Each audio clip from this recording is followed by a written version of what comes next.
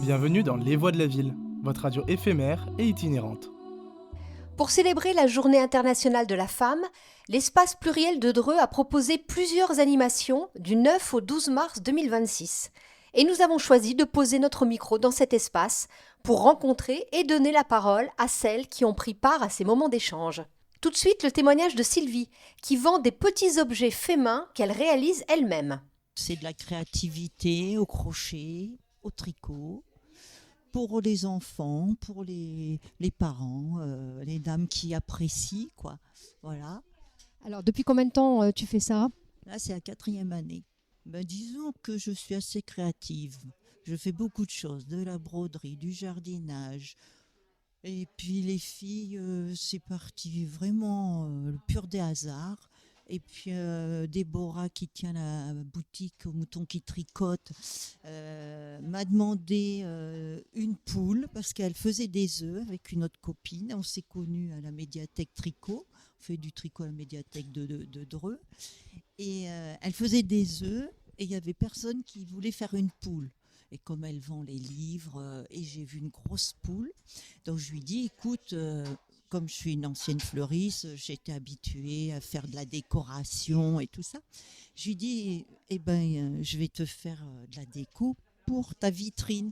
Je suis arrivée avec 2 gros sacs, avec une très grosse poule, mais c'était pour sa déco, pas pour la vente. Jamais j'ai pensé que... Et on était en train de boire un café après avoir fait la vitrine. Et il y a une mamie, moi je dis une petite mamie, j'en fais partie puisque je suis mamie aussi, qui a ouvert la porte de la boutique et qui dit « Il y a la grosse poule là, elle est à vendre ». Et Déborah m'a regardée et elle m'a dit « J'ai vu ta surprise dans tes yeux ».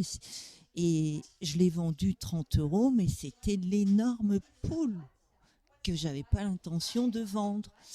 Et cette petite mamie, je lui ai dit, écoutez, ok, on vous la réserve, mais vous l'aurez que dans 15 jours pour Pâques. Parce qu'on vient de faire la vitrine. Et j'ai pratiquement vendu tout ce qu'il y avait dans la vitrine, quoi. Et Déborah m'appelait même, tu peux refaire un petit lapin Je lui ai dit, mais je ne veux pas travailler jour et nuit. Et c'est parti comme ça. Voilà. Et après, il y a les marchés de Noël. J'ai eu pareil l'opportunité avec Lydie, la couturière, qui avait loué un chalet. Elle m'a dit, je peux te faire une petite place et puis comme ça, tu me tiendras mon chalet. Voilà, et puis d'année en année, je continue. Il y a une exposition à Noël avec l'Odarpa. Donc on se retrouve avec Martine qui fait des super coutures. Moi, je fais mes petites choses. Tout le monde est toujours sidéré parce que j'ai des petits prix. Après, des belles pièces, c'est sûr que ça augmente. Mais il y en a pour tous les prix, quoi. D'où vient toutes ces idées, cette imagination ? Alors, moi, j'achète chez Déborah la mercerie qui m'ouvre de temps en temps sa porte. J'achète des livres chez elle. Et après, moi, je modifie les couleurs. Comme là, les tout petits lapins que je fais, j'ai rajouté des petites pattes. Après les gâteaux, j'ai des créations que j'ai améliorées.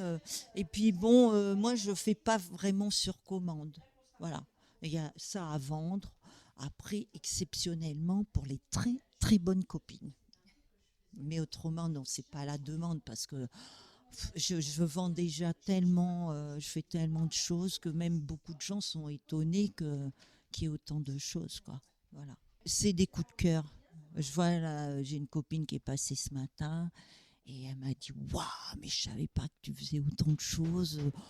Bon, je l'ai freiné, hein. Je l'ai freiné parce que j'ai des belles pièces je commence vraiment très très bas. Et puis il y a des belles pièces, 35 €. Le plus cher que je fais, c'est 35 €, mais ça les vaut, quoi. Moi, on ne discute pas, ceux qui ont des coups de cœur, ils ne discutent pas les prix que je pratique. J'ai jamais eu de problème avec ça. C'est du fait main, c'est pas chinois. donc, non, et puis moi, j'essaye de m'appliquer pour la couture, quoi. J'ai des dames maintenant au marché de Noël, elles me reconnaissent à l'Odarpa quand elles viennent, elles m'ont dit « Oh là là, mais ça c'est nouveau !» Et elles n'hésitent pas à acheter, quoi. Une deuxième année, une troisième année, j'ai mes clientes. Voilà, puis beaucoup de copines, puisque on est un groupe de tricoteuses à la médiathèque de Dreux. Et comme c'est ouvert que tous les 15 jours, on va aussi à la bibliothèque de Vernouillet. On est tout un petit groupe qu'on se connaît depuis des années. Et puis, il y a des nouvelles, on leur apprend à tricoter. Et elles commencent par des petits échantillons. Après, elles font une écharpe. Et puis maintenant, elles sont rendues à faire des pulls. Donc vous apprenez votre art. Ah bah oui, mais tricoter, ça, voilà, moi ça me sidère que, vous voyez, comme pour la PMI, elles arrivent, elles accouchent, elles ont pas de trousseau pour le nouveau-né.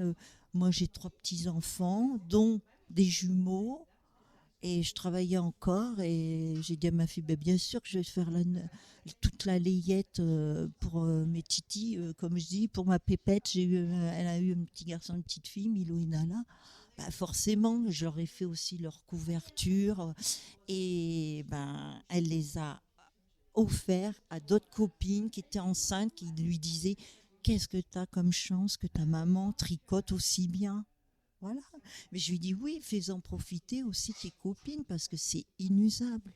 Hier, c'était la journée de la femme, on était le 8 mars. Ça représente quoi pour vous? Bon, c'est bien, mais dans un sens c'est bien, mais dans un autre sens... je trouve ça un peu ridicule, une journée de la femme. Moi j'ai eu des copines qui sont venues hier. Oui, et il y en a une qui est devenue grand-mère.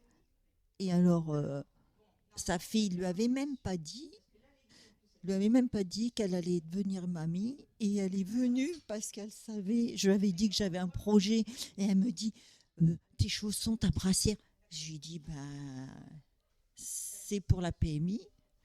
Donc, j'ai dit, je ne vais pas te faire une brassière, un bonnet, un chausson cette nuit, quoi. Je veux travailler jour et nuit parce que je ne peux pas, là.